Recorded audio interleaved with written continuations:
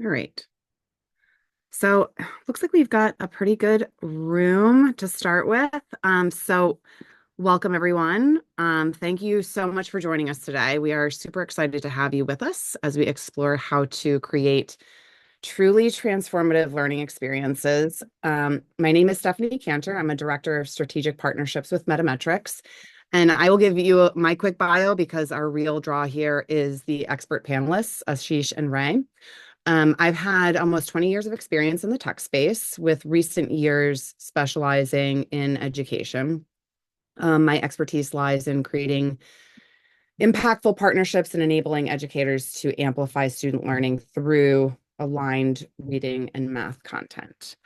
But again, the real draw here is our panel of experts. So we're still waiting on our panelist Ray to jump in. But Ashish, I would love for you to give a little bit of your bio, explain what StarSpark AI is all about, and then we can go from there.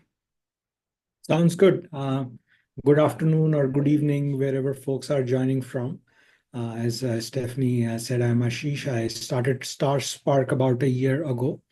My background is deep tech, so I've been working in the area of machine learning and artificial intelligence for over a couple of decades now.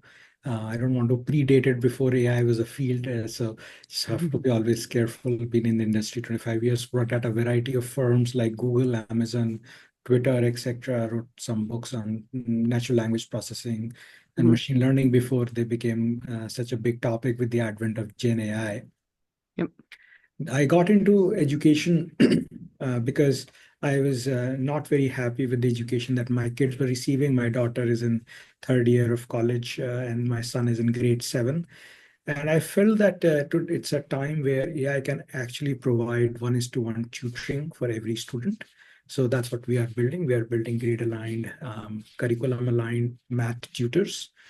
And as the topic of the webinar says, aligning learning materials to assessment solutions is a start. I think this is a common challenge that I find with people who end up using Sure. chat GPT type solutions is that Right. alignment is missing. We teach different grade levels, different ways to solve problems.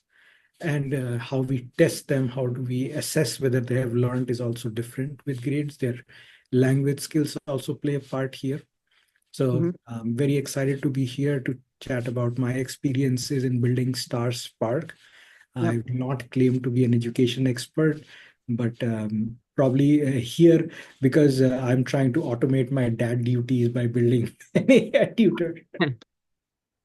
No, that makes perfect sense. And that's an excellent recipe for a good founder story, is like solving a problem that is like near and dear to your own life. So um just to thank you for that. I appreciate it. We're going to continue on through the agenda, and hopefully Ray will be able to join in. He's coming from a very different time zone, so hopefully he'll be able to jump in as soon as possible.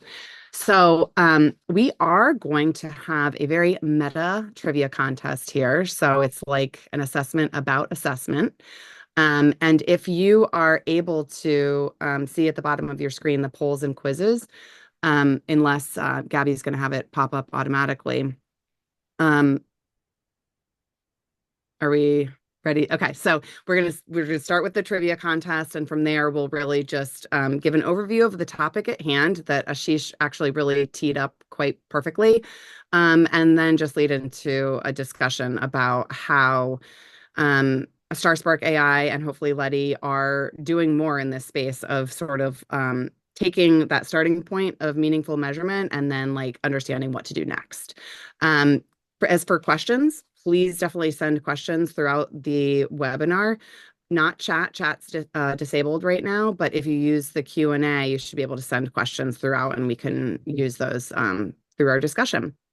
And then at the end, we'll just have some closing remarks and share some trivia results. All right. So, Gabby, correct me if I'm wrong, but I think there we go. So, everyone, a trivia contest should pop up on your screen. Again, it's an assessment about assessments. So, fast finger also matters here. You want to get your answers in as quickly as you can. And I think we said we were going to give like a minute and a half, but we might find that everybody's kind of submitting their results more quickly.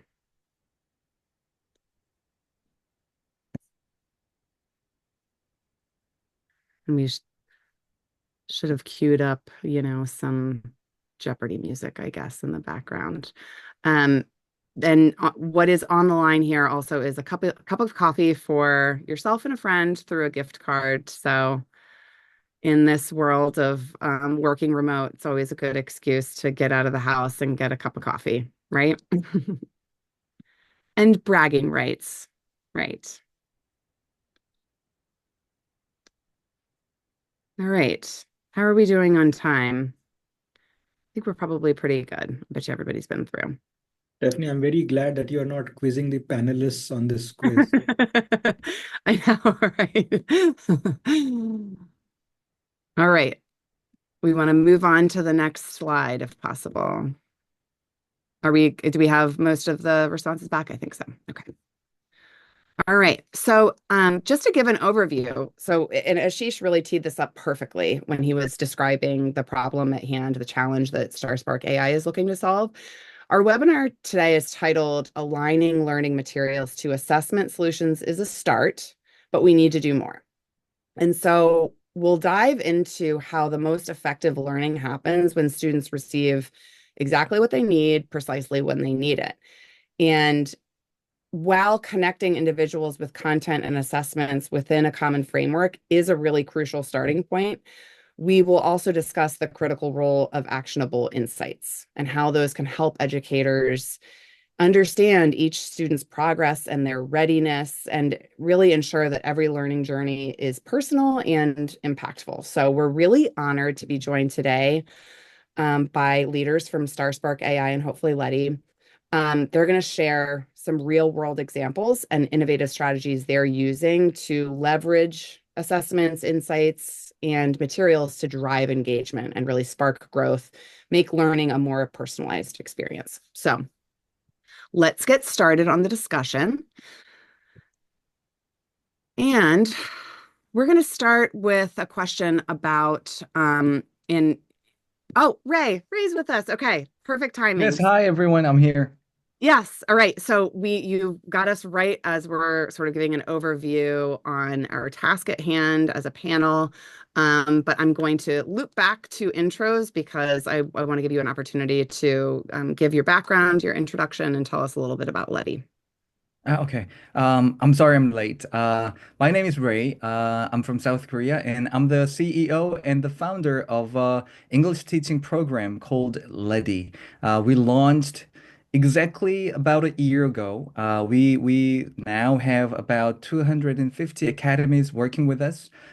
So we are doing pretty well, I would say, for ourselves. And we hope that the number keeps growing. And I'm really excited to be here. So I'm looking forward to it. Awesome. Great. So I'm actually going to start with a question for both of you. And it's really like the big problem, the big high level problem that we want to solve. But how do you really know a student has learned something? So assessment is part of the solution, but what else goes into it when you're trying to really determine proficiency or learning? And I'll just start with you, Ray. Since we're teaching children English, I would say it's really difficult to actually tell if a student has learned something. But since we're focusing on like young elementary school students, one thing that stands out is that when they learn something, they want to say it. They want to do something about it. They're really passionate about it. So rather than kind of asking them questions if they understood something, just watching them actually getting more passionate about something and trying to write something, trying to say out loud something. That's a really good tell, I would say. Okay, so like giving them an opportunity almost to like show or articulate it in their own words, give them an opportunity Yes, to yes, sort of, exactly. okay. Even if it's in Korean, like Yeah. they would learn something in English, but because they're not so fluent in English yet, they would have difficulty actually speaking in English. So they would say something in Korean about what they have learned, and Yeah. and that's a really good sign. Mm-mm. Okay. And so then is there a practice for you all to have those check-in moments with your learners and give them those moments to articulate that? That's part of the Sure. practice. At the end of a class, at the end of each class, we would like to give students like worksheets that they could actually write on, or we would give them an opportunity to discuss what they have learned or what they have read with their friends in a way. So so they would get actually feedback from each other, and it would actually start building up from that. Okay, awesome. Ashish, how about you? How do you tell if a student has learned something outside of sort of the traditional assessment view? It's definitely a challenging question. We think of it a couple of different ways. There is the Bloom's taxonomy way that we are a big fan of. So you can evaluate learning on the 6 different levels in Bloom's taxonomy. To simplify it, I think of it as 4 elements of learning. First, conceptual understanding. Like if you say, what is um, the subtraction? Can they conceptually explain what is subtraction? Mhm. Then there is procedural, which is can they do procedures to make mathematical operations using the concept that they have learned? The third aspect after that is fluency. Can they do it quickly? Can they do it without error? That's the fourth one, the third one. And the last one that we think about is long-term retention. What happens in class is they learn something, but over time they may forget because they don't go back to it often enough. Mhm. So these are the 4 concepts or 4 areas where we would like to see and assess learning: conceptual, procedural, fluency, and retention. Okay, that's great. A common thread between both of you is this element of the student voice and them sort of being able to state back Mm, um, their understanding of what they've learned, mm, like what it really means to them. So it sounds like kind That of is very important. I think in a lot of neuroscience research associates open-ended recall Mhm. with long-term retention. Okay. So one of the challenges that I feel in today's environment is we don't ask enough open-ended questions. We give them like, and this may be true more for math than for English, but Ray can comment on the English side of things. In math, we give them a problem for which there is one known solution, and they just have to follow a process to get to the answer. We don't ask like, what does it actually mean? So my favorite example is between area and perimeter. For a rectangle, the area and perimeter are related to each other, but we teach them as 2 distinct concepts. But Okay. if you know the area, you've constrained the perimeter somewhat, and vice versa. So this conceptual understanding happens when you ask them open-ended questions to Hmm. explain to something, to Right. somebody. Right. That well-crafted, open-ended question so that the student can explain to you the connection between the concepts. That's great. Mhm. That actually leads to maybe another question for you, Ray.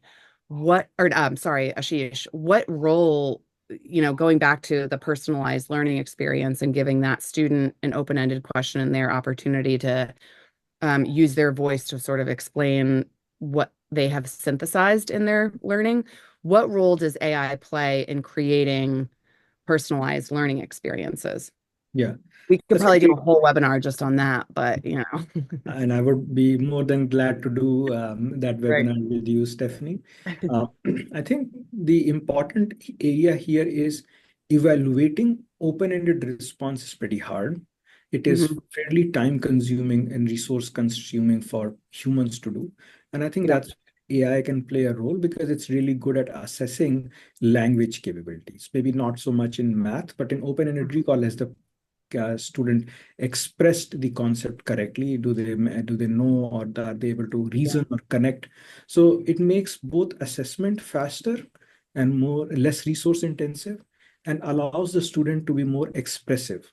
As part of our work, we are also doing multilingual math learning. So kids, similar to the experience that Ray was saying, that they are learning English, but they may not know how to speak in English. So if they express in Korean, that's okay, because then it helps understand whether they've understood the material or not. Same thing we apply to math also. That Okay. they might be learning in English or whatever language, but when they explain what is a circle, they can explain in any language, and that Right. helps build connections in their brain. Okay. That's a huge barrier, I imagine, in um English learners or just multilingual learners and what a personalized learning experience looks like for them. And I think AI would make that personalized learning journey much more scalable for like a global set of students. Yeah. I'll take one more example very quickly where personalized learning really helps. We talked Mhm. about retention. How do you foster retention? So let's say that you learn a concept in month one, and then you learn another concept in month two, and then you learn a third concept in month three. At point of month three, some learning loss has already happened for the concept in month one. So there is this idea called spaced repetition. Spaced repetition is an idea that's used a lot by like competitive maths, people who are giving competitive math exams and things like that, where they would, with certain frequency, revisit previous concepts. Now, AI can automate that process.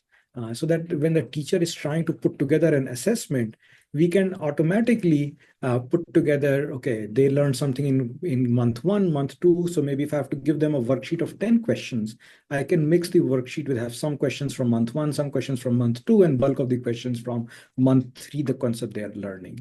This is hard for humans to track. Another area that we do is errors. If the student makes a mistake, we can map the mistakes back to even QSCs that Stephanie, we have been discussing on MetaMetrics Yeah. side, Yeah. and say, okay, maybe we can mix in a few of these questions that they have made previous mistakes on until they master the concept. So Right. this helps us build sort of an autopilot using AI for the student, which is highly personalized based on the mistakes they have made and based on the stuff they are doing at an. Right. And the more, and it allows you to more quickly become granular with like those specific skills that they're trying to, build a foundation on. So that's Mhm. great. Thank you. Um, Ray, do you have any other thoughts on that? Like, on Uh, how I mean, I AI mean, can, I just like everything I've just heard. I mean, yeah. that's a great thing for AI. In a way, I wish we could do something similar in like language teaching as well. But I feel like it's a bit more difficult in terms of like assessing what they have actually learned, and then what that like it's not math in a way. Mhm. I mean, don't get me wrong. I love math. I studied statistics in university, but anyway, that was too much information. But the thing is, we are trying to use AI in a slightly different way. Okay. In LEDDI especially. It's not it's kind of hard to track what each student is learning in English in terms of learning English with AI. So what we're trying to do is we are trying to use AI to come up with different texts for different students. Say every student has a different kind of field of interest, right? One student might like Pikachu very much, but she's not very interested in reading English books or something like that. In that case, we use AI to come up with a text that involves her and her favorite characters, and they go to they have an adventure together. They become friends, that sort of thing. And then we give the text to her with a lot of kind of vocabulary questions and comprehension questions so they can actually get more involved in reading Right. that text. So that's one way we're trying to use AI. To find content that is going to be really engaging for that individual student based on Yes. the Yes. hit high interest, but Mhm, still mhm, in line with the requirements. So mhm, that's cool. mhm. We have a Q&A question that loops back to our first broader question about, how do we really understand what students have learned? And both of you spoke to the need to like have that conversation with a student, ask open-ended questions, let them tell the story of what they've learned. So Michael J asked this question: how do we prepare teachers to address open-ended questions? Wow. This can be difficult for educators who are teaching in an area where they don't have breadth of knowledge, usually in US elementary. So any thoughts on that? How to best prepare the educators for that moment? Um, if I may go first, since we are really focusing on reading English books, with children. One thing we keep telling our teachers is that they should read those books. It's a surprise, but some of them are not really willing to read those books because sometimes it's long, sometimes it's kind of difficult. So they want to find a way where they don't have to read the books and do those open-ended questions with children. Mhm. We tell them there's no way to do Yeah. that. So they should read the books. And one thing that we keep finding out is that those teachers who are really passionate about reading English books, they just come up with a lot of different open-ended questions. We don't have to tell them what to ask them. They just come up with those. So once those teachers fall in love with those characters in those books, and Mhm. they get really engaged in those books themselves, that's one quick way to actually help them come up with those open-ended questions. So in a way, we do seminars. We kind of explain what those books mean to those students. We Mhm. tell them what kind of things students like in those books, so those teachers can understand the students better. So we that's one way that we approach this kind of problem. Yes. Okay. So you offer Mhm. training and preparation. Great. Mhm. Thank you. Right. What are your Uh, thoughts? Or Ashish, what are your thoughts? Teachers in the US have a lot of work on their hands, and Hmm. they are, I think, continuously overworked. So first of all, kudos to all the teachers who are doing all of the hard work in preparing the students and working, because the teacher's job is not just in the classroom, but there's so much prep that happens before and after. Hmm. Both of my parents were professors, and I would ask my mom why she'd studied before every class. I'm like, don't you teach this class every year? Like, why do you have to go through the material? So I understand the challenges that are happening here. Um, Part of the answer is using assistive tools. And I hate to say AI is the solution for everything, but the idea here is that if you have an open-ended question, because students can give you many different answers, it's the evaluation that I believe is the harder part. So an AI type solution, what you can do as a teacher is get assistance in creating the open-ended questions, where let's say that if I were to ask you to create 10 open-ended questions versus I gave you a list of 20 open-ended questions and say choose the ones that are good, most people will find that the giving a list of 20 open-ended questions is much easier to select the 10 that you want to use. And then within those, teachers could just put in a few bullets and use a product like ours to say, okay, let's check whether the student hits these bullets, right? So make and we can have an open-ended conversation with the child instead of it being like a formal assessment where they're writing a long paragraph. So Hmm. having a conversation with that scales, because our AI tutors can have conversations with thousands of children at the same time, as opposed to the teacher having some limitation. So that is, I think, there. And the last part I feel is even for the computation-oriented questions, I'm a big fan of Robert Kaplinsky's work with open middle math. So maybe slightly different type of questions that can be created that expose kids to asking something. Like one of my favorite questions on for fractions is, let's say that we have to multiply two fractions. So generally we give the two fractions, they multiply, give me the result. What if you give one fraction and a result and say what fraction can be the other fraction Hmm. in the middle? This is the concept of open middle math. So the Right. Right. middle of the problem is open. So this is an Okay. example where in one math question you can get the child to evaluate multiple fractions, and the child can also figure out, hey, these two fractions are really equivalent, because whether I put 2 by 4 or whether I put 4 by 8, the answer is the same, because they are really the same fraction. So these are a richer class of problems which allow more open-ended exploration. Right. It Sorry gives if you. I went into too much detail, No, that's really like interesting because fractions it and gives the student multiple opportunities for computational thinking just from a different sort of entry point to the problem, I guess. That's a good point. Thank you both for that. I'm going to return back to Ray because you had mentioned what Letty does in terms of I don't want to like please correct me if I'm not using the right terminology, but sort of adapts content so that it becomes high interest for the student, so that it's engaging for them. They're more likely to just engage with the content, right? If it's Mhm. of interest to them based on the background that they're coming from. Mhm. Um, Could you go a little deeper into that? Like, how does that work? How do you do that? Is there anything else that Letty does to approach the challenge of engaging students in their literacy journey in a really personalized way and in a way that is also manageable so that you can understand along the way what the student has learned? Well, it's a really difficult question, and that's why we're here, I believe. The thing is, like you said, and like I said, creating really personalized content for each student helps them really engage in what they are learning. And that's really important because it's really hard and it's really important to actually get them to like what they're learning, especially English. Mhm, And a lot of students in South Korea, because they're studying, they start studying English when they're so young, like seven mhm, or eight. You know, it's a second language for them, but they start studying them when they're like seven. mhm, So they see English, most of them, or some of them look at English as a subject rather than a language that they can actually learn and use in the future. So giving them those personalized contents kind of help them change their perspective on English.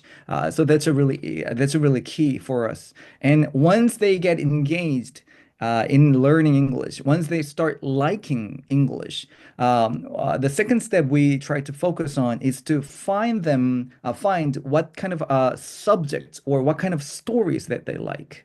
mhm, So rather than thinking in terms of teaching them English, we're trying to find them the books that they like, so they mhm. can actually keep reading those books without kind of trying, Right. and once we find what kind of books or what kind of stories they like, it becomes a whole lot. The whole process becomes a lot easier because what we need to do is just help them read those books and help them understand, and then find them the next book that they can read. So that's a one way to look at it. And another thing is that they uh, you guys are probably very well aware, but it's each student has a different strong suit in learning English. Some Mhm. of them are really good at reading, and some of them don't like reading, but they prefer to speak or something like that. So since as they keep reading those books, we kind of tend to find out what they like to do with it, with what they have learned. Do they like to keep reading those books, or do they kind of, some of them, it's rare, but some of them like to write their own stories as well. So, given what they are, or given what they like to do with what they've learned, we can tend to personalize different kind of curriculum for each. So, yeah, Okay. I hope that helps. Mhm. Yeah. And it leads me to another question that's almost like from the perspective of the founder, the business owner, Mhm. because you have this challenge that you're looking to address in learning, but from a business standpoint, you have to show that it's working. You have to show some growth there. How do you, at a time where students have such varying needs and with technology and innovation, you can really pivot personalized learning for Sure. different students. How do you then also have a pre and a post assessment where you know where the student is when they arrive to you and you're Mhm. able to Mhm. say to them at the end, like, here's what you've learned to make, to just strengthen the value proposition that you Mhm. have. Mhm. How do you go about doing that when Uh, well, it's so that's powerful to personalize learning? How do you figure like out those how rhythms? to, well, in our case, the question leads to how to show their parents that Mhm. their children have improved their Yeah, English abilities. right. We do that in a various ways. There's no one way that we can do it. So from time to time, we record those children, those students reading those English books.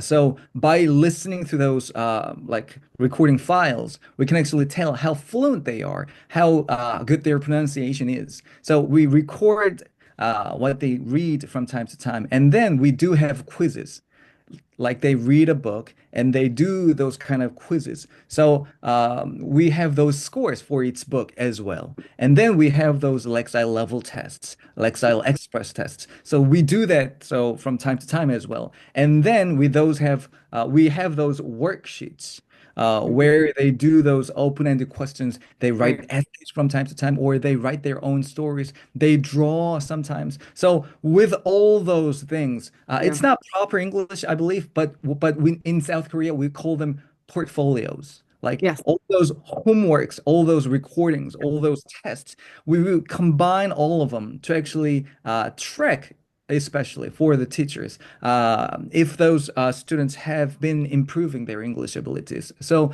rather than focusing on one thing, we try to combine everything that we can do, actually track what they do. And one good thing is that every student's portfolio is a bit different from each other because, like I said, they have different strong suits. So some of them might have more recordings. So they have some of them might have improved their speaking abilities a lot more than their reading abilities and such. And then our teachers talk to their parents according to their portfolios, and they plan what they're going to teach them next. So if their speaking abilities are pretty good enough for their ages, then we would focus on reading abilities or something like that. So You are able to sort of that's the way we're synthesize, trying to do. you're able Yes. to kind of assemble a portfolio that tells that where that student started and where they are now.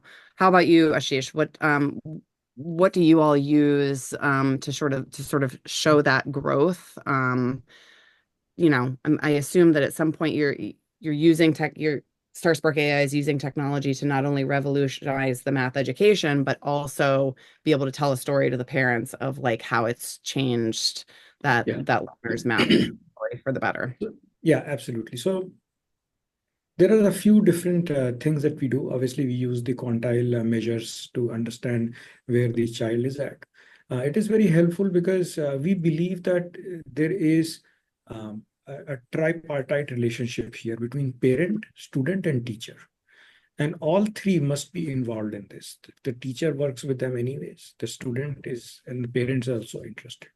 So we are trying to figure out what is the best way to connect all three.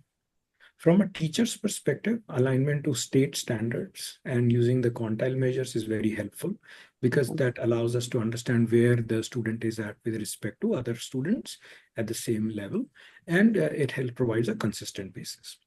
From a parent's perspective, we actually do something very interesting. We send them a weekly email on the types of mistakes or errors students are making over time.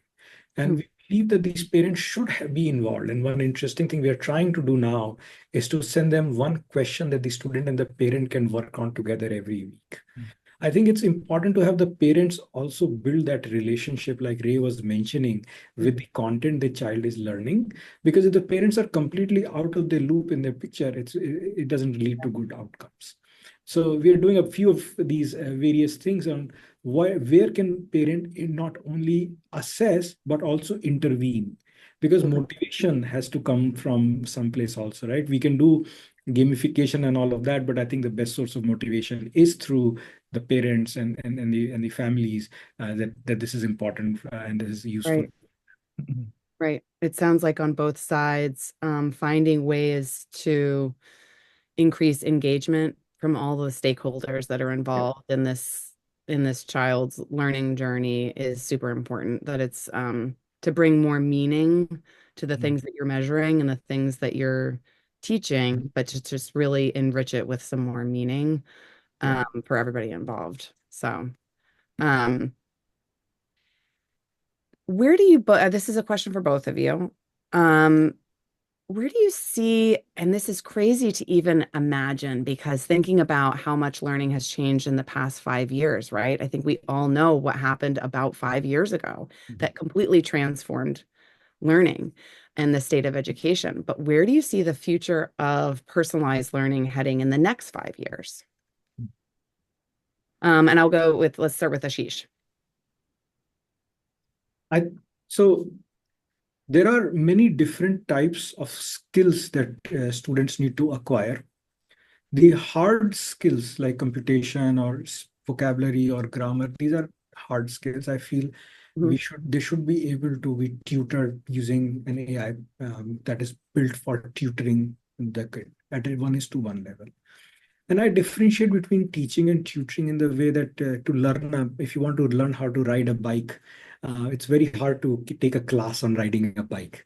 Right. You end up being tutored, right? Somebody, your parent or somebody just holds the seat and say, "Okay, Yeah. go. I'm gonna run behind you," and you fall a You got to couple fall a of times. couple times, right?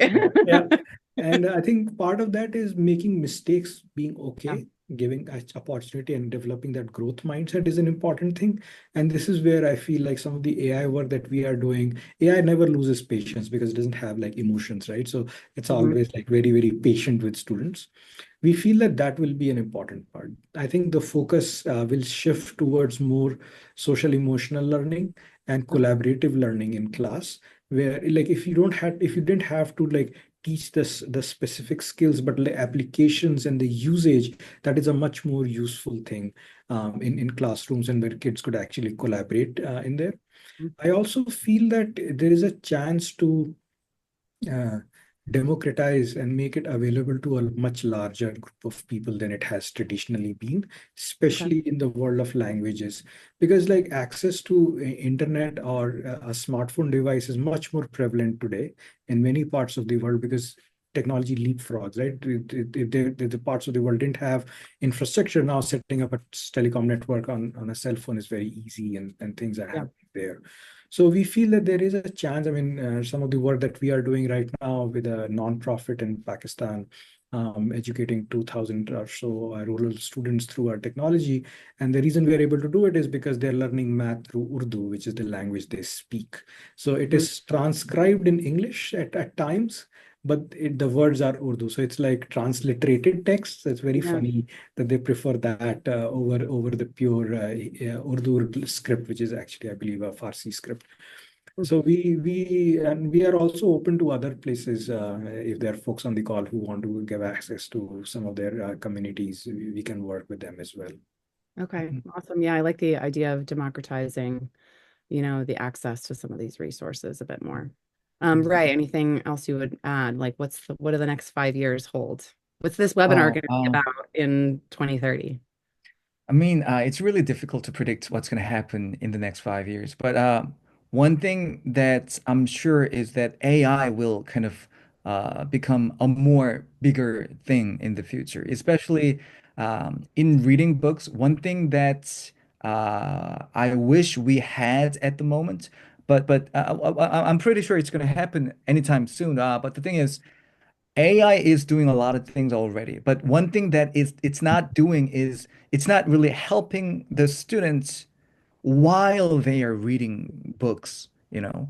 We can actually make AI create personalized content that they can actually read. That's good. And after reading those books, those AI can actually come up with open-ended questions for the students as well. So AI can help before they read and after they read. But while they are reading, AI is not really helping at the moment. So I'm thinking of something like AI just being there while the children is reading aloud what they are actually looking at, and then those and the children ask AI questions. What does this sentence mean? What's the word? What's this word and stuff? And then AI can kind of talk throughout the whole process while the children are reading the books. It would help those children tremendously, I believe. So Right. so if something like that can actually happen, they would change the entire kind of course of teaching English in South Korea or where people teach English as a second language. So I'm looking forward to it actually. Mm-mm. Yeah. Okay. That's interesting. A co-pilot that can sort of improvise its output as the student is moving through their reading. Okay. Yes, exactly. Like one-on-one tutor. You have your tutor while you're reading your book. So Right. that just get me excited when Yeah. I think about it. Mm-mm. Great. We have a couple questions in the Q&A. So this is a good one. Showing parents that these tools work is very important, of course, but how can progress monitoring tools and assessments be used to engage kids in their own learning? Like, how can you engage kids in what the assessments, what the progress monitoring means? Is there a place for them to also be involved in like what that portfolio looks like along the way? And why is it important? Well, it's so difficult to get the children excited about tests, right? So what most of our teachers do is that they it's kind of lame in a way, but it's funny. But we give them kind of rewards. Like if you do better than the previous one, then you would get something like this. It's a really simple thing. It might be just a candy or something like that, but still those children really like it. And one thing is that we set out the goal clearly. Like you're given like 3 months or you're given 6 months, and we try to go to that place. We set them out clearly, so all the students have a clear sense of knowing what they are headed. So at the end of those 3 months or at the end of those 6 months, they can actually know what they whether they have achieved their goal or not. Doing that clearly, giving them that sense of kind of achievement is really important. And plus, candy doesn't hurt, and like Ashish said a couple of minutes ago, engaging those parents, like giving them compliments, teachers giving them compliments, it's a good thing. It's necessary. It's really important. But parents, their mother, their father, being really proud of what those children have done for the past 3 or 6 months, that really helps That's a tremendously. motivator. So Okay. we try to give those we try to create those moments where those parents can actually congratulate on what they have achieved for their children. So doing that, making it kind of official in a way, really helps us too. Mm-mm. Okay. Great. How about you, Ashish? Yeah, I think a lot of what Ray said, I've observed that kids want a sense of progress, that they are Mhm. moving forward. Mm-mm. So breaking it down into smaller steps where they can see their progress happen is very important. And I'll expand on the candy point a little bit. My observation of child psychology is that they always see adults earning stuff.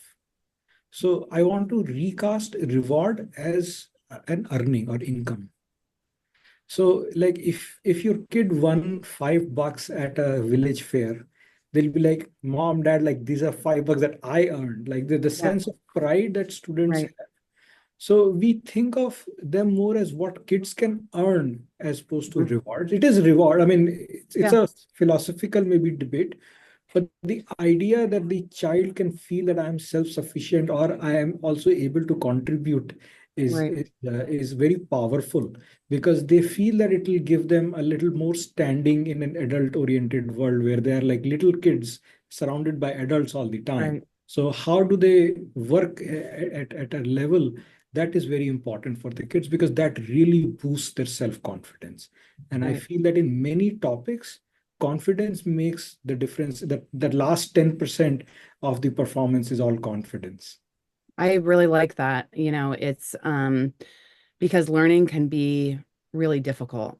Like the learning to ride a bike, you can end up with some scraped knees, and you have to build stamina and build confidence. And even just that wording difference of it's not a reward because a reward is just for a behavior, but Yeah, it's an earned, yeah, it's something that's earned, which comes yeah, from work, and it helps perhaps build that sense of pride yeah. in the work, knowing that the work is sometimes painful. So I like the way that you reframed that.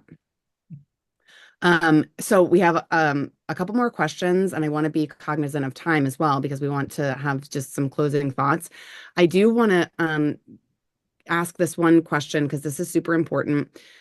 Just for the purpose of seeking common language, could you both just uh, succinctly define, like how do you define personalized learning?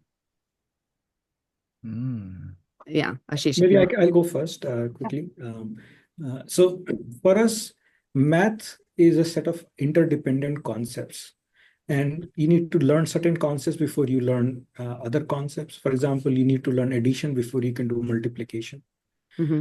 And we start kids from kindergarten, and let's say we go all the way to calculus. So kindergarten starts with counting, and calculus happens in high school or grade 12.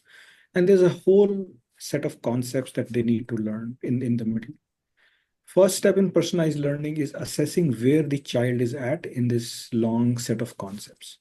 It is often that a grade 7 child has a grade 4 concept missing because either learning loss happened, they were sick, that they weren't taught, the teacher wasn't great. There could be n number of reasons why these things happen. You cannot treat every grade 7 child as having a common base of skills, which are all grade 6 skills. So that is the first part of personalized learning, is understanding at a granular level what skills the child has and what skills the child doesn't have. Then, based on that, we have to chart a path because you have to bring it up. I sometimes think of it as a little bit going to the gym. If you're starting exercising in the gym, you might find your legs are pretty strong, but your biceps are pretty weak or something like that. Like everybody's body is different. So you Hmm. might start at a very high weight on some exercise and very low weight on something else. But that is something that your trainer works with you. They run you through a base test to figure out where or what your different muscle groups are. We think of math concepts as these muscle groups. And then how do I personalize the practice? My aim is to get the child through this whole set of concepts as fast as possible, right? Hmm. So that they can learn as quickly as they can. That reduces frustration. Kids don't have as much patience as adults. They don't like delayed gratification. They don't understand those concepts that maybe if I keep studying for the next 10 years, then I'll get a job at Google. Like that's really hard for them to grasp. That's but more for the adults. And then through the journey, the mistakes that they make, the specifics of those mistakes, and continuously adapting the plan. So for in our work, every math question that the child does with us results in an adaptation to their plan, because we will see like how did they get through the steps, did they explain, did they make a mistake, were they able to correct themselves, and then what does it mean for the next session. A lot of this work comes from my work at in recommendation systems, where like this is the same technology that Amazon or Twitter or other people use to monitor your feed, right? You click on some things, you don't click on some things, and immediately you see differences in what things get recommended to you. So we are trying to bring that technology for a better use than populating Instagram feeds, but for progressing in math, and towards that's personalized learning. Okay, great. Thank you. Wow. Okay. For me, it's a really difficult question. The thing is, I'm a believer that giving children comprehensible input is the best way actually to teach them a language.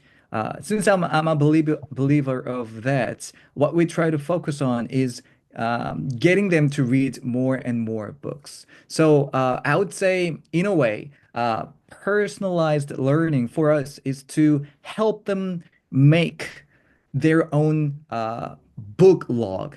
Maybe it's not proper English either, but that's what we call them. Like the list of books they have read in a certain in a certain period of time. So being able to help them make a book log where it's filled with their favorite books, their favorite characters, and like how many times they actually reread those books in a way. So Yeah.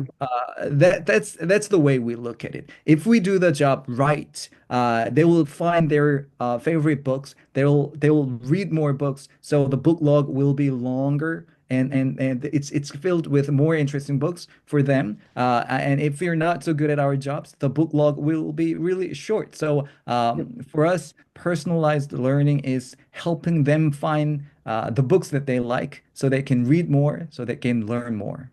Okay, great. Mhm.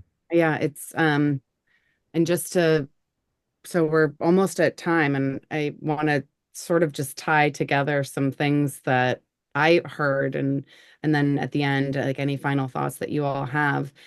Um, we're talking about reading and we're talking about math, and a lot of people would see those things very differently, but over and over again, we're talking about like how do you get the student engaged, but and student engagement has been a talking point for years, but what we also heard today is engagement from like really insulating the learner and getting engagement from all of the appropriate stakeholders, the tutor slash teacher, the educator, the parent, and the student. And if you have like that synthesis of engagement, then everybody really understands what that personalized journey looks like. And the goal is to get that student on grade level and really understanding where they are now, understanding what grade level means, and then getting buy-in and engagement from everybody to see like what's that path look like and what are sort of the checkpoints that we need to go through. And so it sounds like even though you both have different stories to tell, like that sounds like that's an important piece at the root of it all to both of you.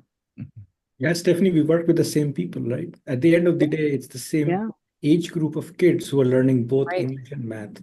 And Yeah, they're all humans and they all have certain characteristics, right? So there yeah. is linkages. And in fact, I would like to say that there's a role for a lot of stories in math. Word problems are stories. Many stories that you read have numbers in them, Hmm. and the numbers play a part in how the stories work out.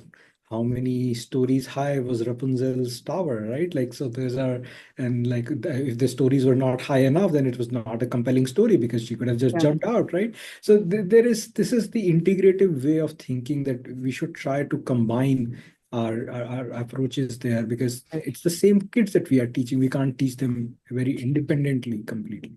Right. And that is a nice, like I think, bow on it, that the story, the human element of it, on top of what technology can do for us, is what can really be a flywheel for personalized learning, right? Is it really is all a story. It's a story of the learner, it's a story of what they're learning and how they can articulate it to the people around them. So awesome. Thank you both so much. This was a really good conversation. I think that next up is sharing just the trivia, the very meta trivia, the assessment on assessment results and what the answers were. I didn't take it. I'm like you, Ashish. I'm like, no, I don't want anybody to see my scores. So if we can share that slide, that would be great. And I think that we also have a winner. So a couple of cups of coffee are on us, Melissa Newsom. So thank you. Only one wrong, and she was the first fast finger to get all of those answers in. So we will be sharing the recording. And if we want to just go to the next slide, some ways to engage with us moving forward through all of the socials. And we'll be sending out the recording. If anyone wants to connect more with Ashish and Ray and hear more about what they have planned in their product roadmaps and some of the challenges they've seen, please let us know. Thank you again, both, so much. This was really great. I appreciate your expertise and all of the great conversation.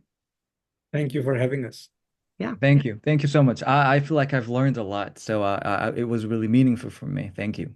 Oh, good. That's great to hear.